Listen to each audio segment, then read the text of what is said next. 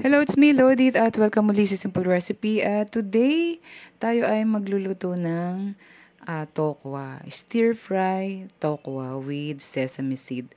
At kung ready na kayo, start na tayo. I-slice natin yung tokwa ng pa-cubes. Ayan, i-slice ko na yung iba. At pagkatapos, maglagay tayo sa isang bowl ng cornstarch. At ilagay natin yung tokwa. Yan. Balutin natin siya ng cornstarch.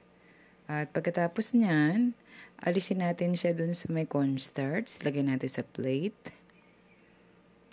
Yan. At after niyan, ay magpe-prepare na tayo ng pan na may oil at i-fry natin yung tokwa. Yan. At hintayin natin itong mag-golden brown. Yung medyo crispy na ang dating niya. Ayan. Ganyan ang itsura. At pagkatapos ilagay natin sa isang strainer para maalis yung excess na oil. At sa isang bowl, maglagay tayo ng soy sauce. Tansyahan lang yan. Depende na lang sa inyo. Lagay natin ng vinegar. At maglagay tayo ng oyster sauce. Yan.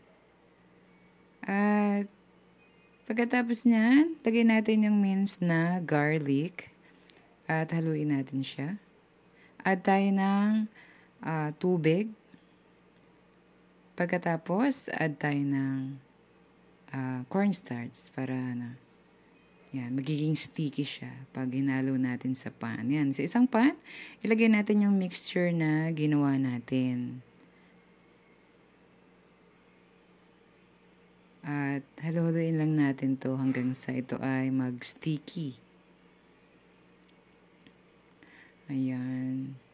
At kapag nag-sticky na siya, ayan, nakikita nyo na medyo nag-sticky na siya. Add tayo ng sugar. Ayan, add tayo sugar. Hindi na gano'ng madami para hindi siya masyadong matamis.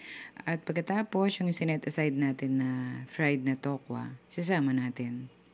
Haluin lang natin siya ng mabuti para mabalot siya ng mixture na ginawa natin.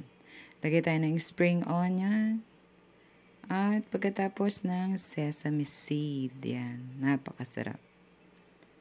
Yan, medyo almost done na tayo. Almost luto na. At ilagay na natin sa bowl para ready na tayong kumain. Yan. Pag nailagay na natin, lagay natin siya ng toppings na sesame seed. Yan. Ayan na siya at napakasarap. At maraming salamat sa panonood.